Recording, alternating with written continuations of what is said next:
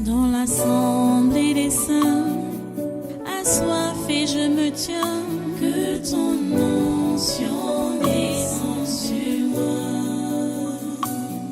Conscient que mon destin est dans le creux de ta main, que ton onction descende sur moi. Je suis disposé, assoiffé, que ton onction descende sur moi. Je suis disposé, assoiffé, que ton onction descende sur moi.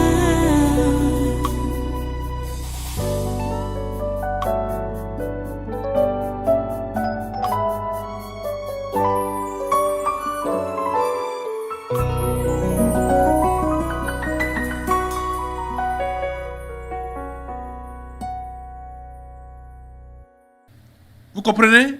En tant que chrétien, on n'est pas appelé à chercher la gloire. On n'est pas appelé à chercher la gloire. On est en train, voyons donc l'exemple de Jésus-Christ lui-même. Et je ne sais pas si c'est à cause de cette question qu'Ésaïe pose, ou l'Esprit de Dieu pose, qui fait à ce que on ne prenne pas au sérieux le vrai message qui vient de Dieu, le message de Jésus. Le verset 1 pose la question: qui a cru à ce qui nous était annoncé? Qui a reconnu le bras de l'Éternel? Les gens ne croient pas. Les gens ne reconnaissent pas le bras de Dieu. Oh mon Dieu. Eh Seigneur, ta grâce. En tout cas, cela n'est pas réservé à tous. C'est réservé à ceux-là à qui cela est donné. Ça dit croire. Ce n'est pas réservé à tous. C'est réservé aux élus.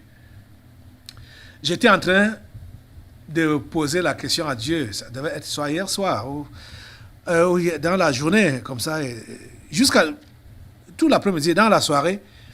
J'ai demandé à Dieu, mais comment est-ce qu'on doit, qu'est-ce qu'on doit même faire encore pour que les gens, en écoutant ce message, puissent vraiment se convertir, se donner à toi. Vous voyez, c'est ce que Ésaïe a connu, ce que l'Esprit de Dieu a posé comme question à Ésaïe, par Ésaïe, qui a cru à ce qui nous était annoncé, qui a reconnu le bras de l'Éternel. Comment faire pour que les gens croient, se convertissent à Christ, comprennent ce message, que ça vient de Dieu? Comment faire pour les convaincre? Comment faire pour les amener? Comment faire? Comment faire? C'est la question que j'ai posée à Dieu. Je vais souvent dire que quand je parle avec lui, c'est comme je discute avec, je m'entretiens avec quelqu'un qui est devant moi comme ça là. Parce qu'il y a certaines personnes qui ne comprennent pas ce qu'on appelle la prière. Si vous n'arrivez pas à avoir, c'est-à-dire ce genre de comportement vis-à-vis de Dieu là, vous allez demeurer un religieux. Parce que l'enfant de Dieu doit converser avec son Père, son Dieu, chaque fois. Et parfois, ça arrive même qu'il est en conversion avec son Père, son Dieu. Il est même avec les gens qui ne savent pas que lui, il est en conversation avec son Dieu, avec son Père, qui est dans l'invisible. Parce que quand Jésus parle d'entrer dans sa chambre, ce n'est pas la chambre physique dont Jésus parle. Que entre dans ta chambre, ne fais pas comme les hypocrites font dans les carrefours, machin, pour dire qu'ils prient. Que si tu veux prier, entre dans ta chambre. La chambre là, c'est dans le cœur. Dans le cœur là. C'est là qu'on fait les vraies prières. Les prières que vous allez entendre les gens faire en public là, parfois, rien ne monte à Dieu. Rien ne monte vers Dieu parce qu'ils font ça pour les oreilles des gens. Ce n'est pas pour Dieu. Tu dois entrer dans ta chambre pour parler à ton Père qui est dans les cieux. Et ton Père qui voit dans le secret te le rendra. Il comprend. Tu comprends, non? En tant qu'enfant de Dieu, tu dois être en communication avec ton Père tout le temps et partout. Il n'y a aucun endroit qui peut t'empêcher de prier, d'être en contact avec Dieu. Tu comprends ça? Ça, c'était une parenthèse. Mais ça donne avec le texte qu'on a lu aujourd'hui et surtout cette question que Ésaïe est en train de se poser. Qui a cru? Qui a cru à ce qui nous était annoncé? Qui a reconnu le bras de l'Éternel? Il s'est élevé devant lui comme une faible plante, comme un rejeton qui sort d'une terre desséchée. Il n'avait ni beauté ni éclat pour attirer nos regards, et son aspect n'avait rien pour nous plaire. En parlant donc de l'état de Jésus-Christ sur la croix, Jésus était méconnaissable. Déjà qu'on l'avait flagellé, on l'avait giflé, on l'a tabassé, tout ça là. On a mis la couronne d'épines sur sa tête, dont le sang a jailli sur sa face et tout ça là. Donc il était méconnaissable. Méconnaissable. On l'a dépouillé de tous ses habits qu'il portait ce jour-là. On l'a mis à nu. On l'a mis à découvert. Vous voyez? Donc, juste pour l'exposer. Oh Dieu. Oh Dieu. S'il te plaît, donne à tes enfants de comprendre qu'ils ne sont rien. Toi, Dieu, qui t'es fait chair, tu es descendu sur cette terre, tu as revêtu un corps semblable au nôtre, et tu as laissé que les humains que tu as créés à ton image puissent te déshabiller devant le monde. Tu n'as rien revendiqué. Tu n'as rien revendiqué. Oh Dieu. S'il te plaît, donne à tes enfants de comprendre que c'est comme ça qu'ils doivent se comporter. C'est comme ça qu'ils doivent être. Seigneur, s'il te plaît, interviens. Je te dis la pure vérité.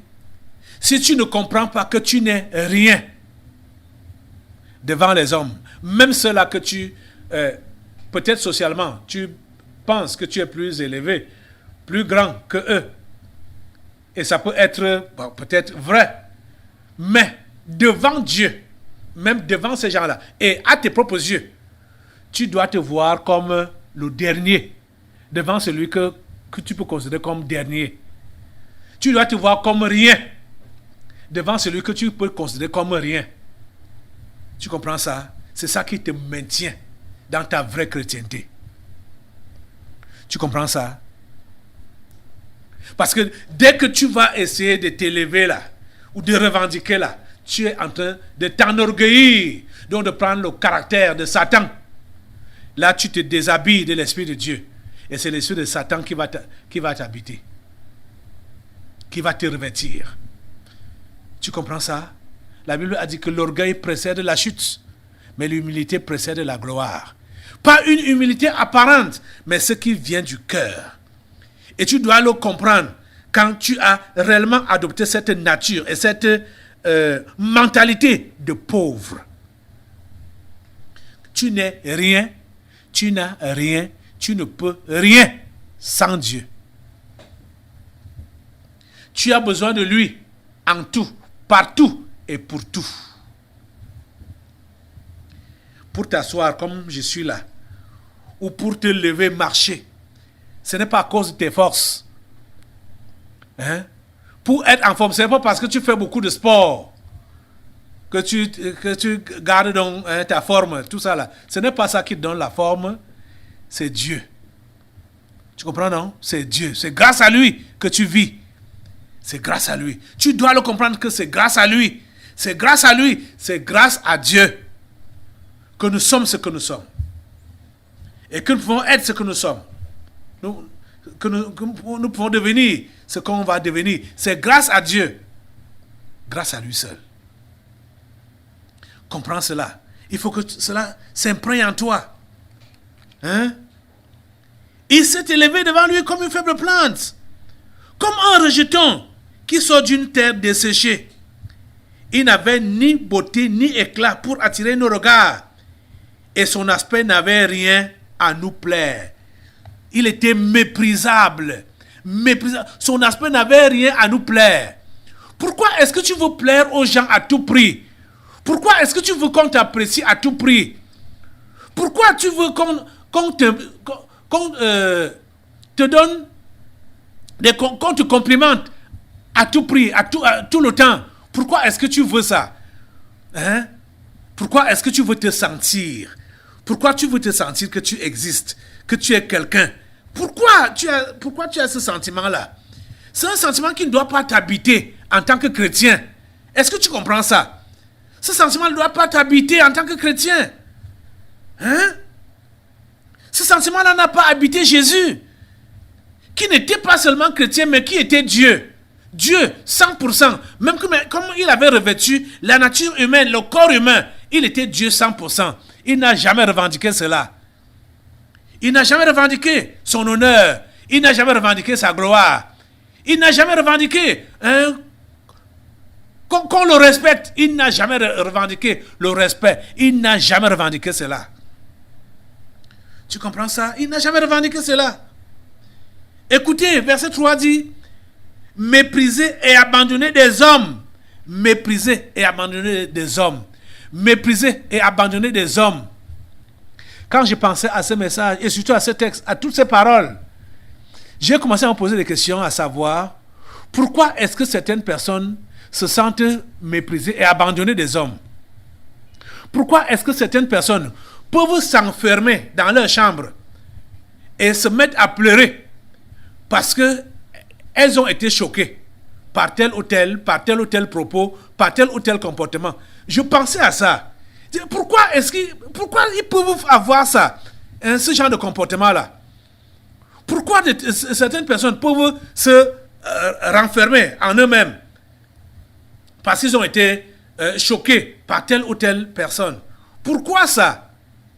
Je pensais à ça, je dis, mais ça peut être que, effectivement, socialement, ils ont connu un choc.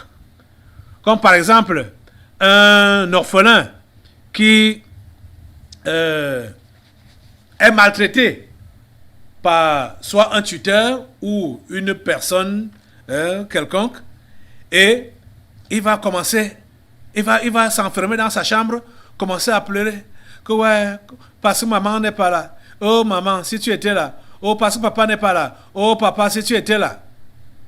J'ai demandé, mais comment certaines personnes peuvent avoir une telle attitude? Et surtout ceux-là qui disent qu'ils sont chrétiens. Ou il a été choqué dans son lieu de service, ou n'importe où là. On l'a brutalisé, on l'a frustré. Il s'enferme dans sa chambre, il commence à pleurer. Ou bien il vient déverser la colère là sur ses enfants ou sur son entourage parce qu'on l'a maltraité dehors ou dans son lieu de service. Pourquoi est-ce que les gens peuvent avoir une telle attitude? Pourquoi les gens peuvent avoir une telle réaction? Quand on nous dit ici que mépriser et abandonner des hommes, Jésus-Christ a été méprisé et abandonné des hommes. Il a été méprisé et abandonné des hommes. Je dis, même si tu es quelqu'un qui a connu des frustrations dans le passé, ou quelqu'un qui a connu des manquements, ou qui a connu des pertes dans le passé, et que maintenant tu fais face à des situations qui vont te rappeler ton histoire ou ton passé, tu es chrétien, tu n'as pas besoin de faire ce genre de rappel-là. Ça n'a pas lieu dans ton existence.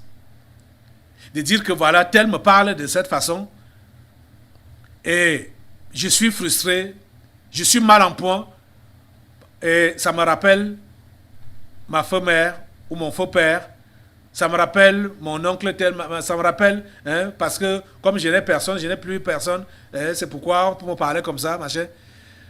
Ça veut dire que Dieu, le Dieu d'en haut là, n'est pas encore vraiment ton père. Il n'est pas encore ton Dieu. Ou bien il était, tu as oublié ça. Ça peut être le cas. Peut-être tu as oublié. Vous savez que la chrétienté se révise à la seconde. À la seconde. Si tu peux regretter l'humain parce que tu as été choqué par un humain et tu regrettes l'absence d'un humain qui allait t'aider, ça veut dire que Dieu n'est pas le seul dans ta vie. Dieu n'est pas l'unique dans ta vie. Quand je dis même le seul, Dieu n'est pas l'unique dans ta vie. Ça veut dire que tu n'es pas encore pauvre. Le pauvre dépend absolument de Dieu. en tout, partout et pour tout. Tu comprends ça? Que le Seigneur vous donne de comprendre. Et pendant que je posais cette question-là à Dieu, pourquoi donc ces frustrations? Pourquoi ce recroquevillement? Il y a d'autres qui s'enferment sur eux. Donc ils ne veulent plus s'ouvrir aux autres, de peur d'être choqués. Ils préfèrent se renfermer. Ou d'autres, ils préfèrent prier là, pleurer en se souvenant de tel ou tel, que si l'autre était là, il n'allait pas vivre, subir ce qu'il est en train de subir là comme humiliation. C'est là que Dieu me fait comprendre que ce n'est rien d'autre que le moi. Ces gens-là ne sont pas encore débarrassés du moi. Et j'ai compris que c'est vrai. Puisque quand il est choqué, qu'est-ce qui est choqué? C'est le moi qui est choqué. On m'a mal parlé. On m'a méprisé. On m'a frustré. On a frustré qui? Moi. Et qu'est-ce que moi dois faire? Moi dois se méfier des autres. Il faut donc que moi se réserve, se recroqueville. Vous voyez? On a maltraité qui? Moi. Donc il faut que moi pleure. Ouais, moi, je n'ai pas d'aide. Ouais, celui qui m'aidait n'est plus. Ouais, s'il était là, c'est que je n'ai pas vécu ça. Je n'ai pas expérimenté ce mépris. Ce choc. C'est quoi? C'est le moi qu'on défend. Et vous voyez donc que ce que Jésus a dit, que celui qui veut venir après lui doit renoncer à lui-même. Revient toujours, c'est important. Le renoncement à soi-même. Oh mon Dieu, aide ton peuple à comprendre. Les amis, quand je vous parle comme je vous parle là, ce n'est pas pour que vous puissiez vous ressaisir pour l'instant-ci. Ça doit être un style de vie que vous devez adopter. Ce n'est pas pour rien que Dieu a permis qu'un mois durant, nous sommes en train de parler sur le même sujet. Un mois durant. Et je ne suis pas sûr qu'on a déjà fini avec ça. Vous comprenez? Le Seigneur veut que nous puissions réellement comprendre que nous sommes pauvres, nous maintenir dans cette mentalité de pauvreté afin de sauver d'autres pauvres. C'est ça que Dieu veut que nous comprenions. Vous comprenez? Mépriser et abandonner des hommes de douleur et habitués à la souffrance. Oh mon Dieu. Hommes de douleur et habitués à la souffrance. Vos pleurs ont souvent été comment? Cette souffrance sera là jusqu'à quand? Jusqu'à quand cette souffrance? Jusqu'à quand cette maltraitance? Jusqu'à quand cette malchance? Mais on nous dit pour Jésus qu'il était habitué à la souffrance. Cher ami chrétien, commence à t'habituer à la souffrance. Commence à t'habituer à la maltraitance. Suis le modèle de Jésus. Suis le modèle de Jésus. Commence à t'habituer à la maltraitance, à la souffrance.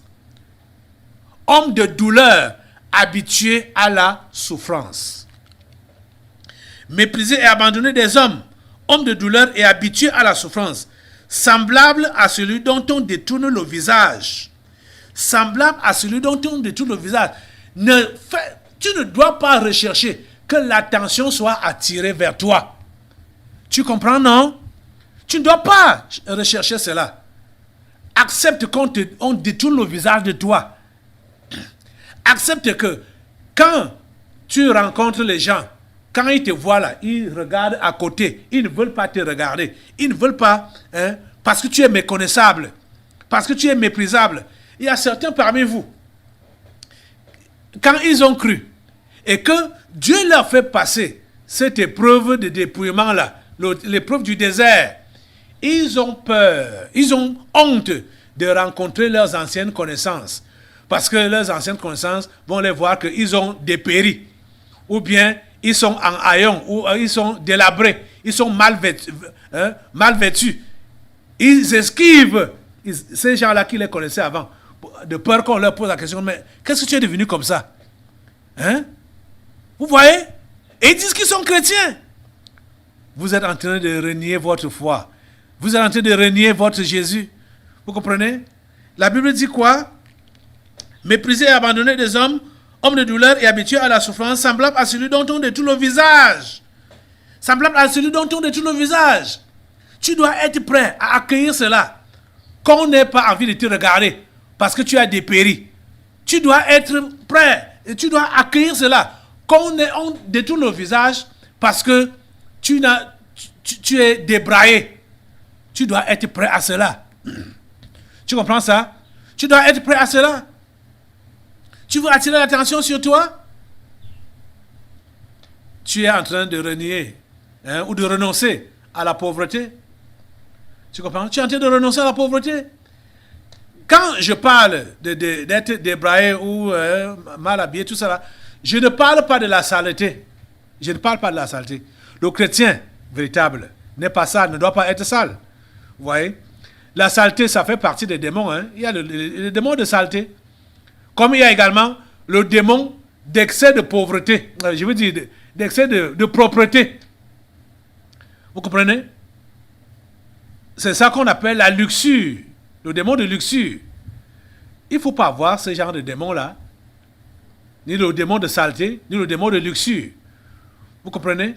C'est pourquoi la Bible parle de... il faut être chaste, de la chaste. Chaste et réservé. Vous comprenez? Il ne faut pas être extravagant. Vous comprenez? La Bible n'encourage pas à l'extravagance. La Bible encourage à la modestie. Il faut être modeste, chaste, modeste. Vous comprenez? Il dit, nous l'avons dédaigné, nous n'avons fait de lui aucun cas. Donc toi qui veux toujours te faire remarquer, tu veux qu'on fasse cas de toi. Comprends que ce n'est pas l'attitude du pauvre, qu'on doit toujours faire cas de lui. Non, accepte qu'on ne fasse pas cas de toi. Accepte qu'on te néglige. Accepte qu'on ne te respecte pas. Accepte qu'on détourne le visage de toi. Accepte qu'on ne supporte pas te regarder. Parce que tu es devenu méconnaissable. La Bible dit au verset 4, cependant, ce sont nos souffrances qu'il a portées. C'est nos douleurs qu'il s'est chargé. Et nous l'avons considéré comme puni, frappé de Dieu et humilié. Parce que l'attitude physique que tu vas montrer là, ou que tu vas montrer là, c'est la charge, c'est le poids que tu portes par rapport au salut des autres pauvres. Tu es en train de payer le prix pour que les autres pauvres soient sauvés. Ça ne doit rien te dire. Parce que certains parmi vous, vous pouvez être, quand vous êtes engagés dans le jeûne et la prière, on va voir que vous avez des péris, on va voir que vous avez une mine bizarre. Ne vous mettez pas à vous donner des raisons ou des explications à ceux qui vont vous poser la question, mais pourquoi tu es comme ça? Pourquoi tu as des péris? Ne lui dis pas que c'est parce que je suis en train de gêner. Ne donne pas, vous avez compris comment un expert dit ici, ne donne pas des explications aux gens par rapport à tes devoirs d'obéissance à Dieu. Tu n'as pas besoin des explications aux gens. Tu comprends, non? Obéis au Seigneur de tout cœur. Sans te vanter, sans murmurer, sans rien réclamer. Fais ton travail dans la douceur, dans le calme, dans l'effacement, dans le secret. Tu comprends? C'est toi seul qui dois savoir, et Dieu aussi doit le savoir, que tu te sacrifies pour les autres. À tous les niveaux, tu dois le faire. Tu as compris? Tu dois te sacrifier pour les autres. Tu dois te sacrifier pour les pauvres, pour leur salut. Mais, verset 5, mais il était blessé pour nos péchés, brisé pour nos iniquités. Le châtiment qui nous donne la paix est tombé sur lui. Et c'est par ses meurtrissures que nous sommes guéris. Tu vois donc, pour que le malade retrouve la santé, toi tu dois être blessé. Tu comprends? Hey, on m'a blessé, tu te renfermes. Hey, on m'a blessé, je ne fais plus confiance à personne ici à l'église. On m'a blessé. C'est comme ça qu'on doit se comporter vis-à-vis de son frère, vis-à-vis de sa soeur en Christ. Hey, on m'a blessé. Ce sont tes blessures qui vont guérir le païen. C'est par ces blessures que nous sommes guéris. Ce sont tes blessures qui vont guérir le païen. Donc chaque fois que tu es choqué là, chaque fois que ton moi est entamé, c'est pour que tu sois effacé et que par ton témoignage, c'est-à-dire ce comportement-là et la parole qui pourra sortir de ta bouche après puisse convaincre le païen qui va t'entendre et il sera converti. Ou même la contribution que tu donneras pour que l'évangile atteigne les pauvres, quand ça vient d'un cœur brisé là, d'un cœur contrit, de quelqu'un d'effacé, c'est là que cette contribution apporte pour l'avancement du royaume de Dieu. Mais si, dès que tu es blessé comme ça, tu te renfermes, ou bien tu ripostes, on a fait ça à qui? Tu donnes des contributions. Ces contributions ne servent à rien. Tu comprends ça? Ça ne sert à rien. Ça ne sert à rien. On a compris que c'est réellement notre livraison, notre offrande de tout cœur, c'est offrande de bonne odeur. C'est ça que Dieu agrée, c'est ça que Dieu accepte et c'est ça qui porte des fruits. Ce n'est pas juste sacrifier pour sacrifier, mais sacrifier avec le cœur. Donne-toi comme pauvre à Dieu entièrement pour que les autres pauvres puissent être sauvés. Sacrifie-toi. Lève-toi sur tes deux pieds maintenant. Lève-toi. Et lève tes deux mains et dis, Seigneur, je me sacrifie. Je me livre comme sacrifice. Je ne revendique rien. Je ne réclame rien. Je ne réclamerai rien. Seigneur, je me donne à toi. Je me livre à toi. Utilise-moi, Seigneur, pour que les autres pauvres soient sauvés comme moi-même j'ai été sauvé. Merci, Seigneur, de m'aider. Merci de m'écouter. Et merci de me garder tout près de toi. Au nom puissant de Jésus, j'ai prié. Amen. Amen. Assois-toi. Assois-toi. Je crois qu'aujourd'hui, on va procéder à quelques interpellations. J'ai dit, il y a des esprits, même comme je les ai chassés, j'ai coupé leur tête. Il y a certains esprits qui doivent revenir là pour faire les interpellations. Et nous sommes obligés de le faire. Parce que, vous voyez, comme je prêche là, j'enseigne là, je sais que les gens se ressaisissent pendant que je suis en train de parler. Mais après, ils rechutent, ils retombent dans les mêmes choses. Et certains sont même dans l'oubli de tout ce qui a été enseigné, tout ce qui a été dit, de tous les engagements pris. C'est pourquoi, ou même de leur légèreté par rapport à leurs esprits familiers. Et c'est ça qui les rattrape. Ils ne savent pas. Que Dieu vous aide. C'est pour cela que nous allons passer aux interpellations. Et après, nous allons passer aux délivrances prophétiques. Donc, jeudi, les interpellations ont été annoncées. Ça va se passer maintenant là. Et après, ce sera les délivrances prophétiques. Donc, je reviens. Dans l'assemblée des saints, assoiffé, je me tiens, que ton onction descende sur moi. Conscient que mon destin est dans le creux de ta main, que ton onction descende sur moi. Je suis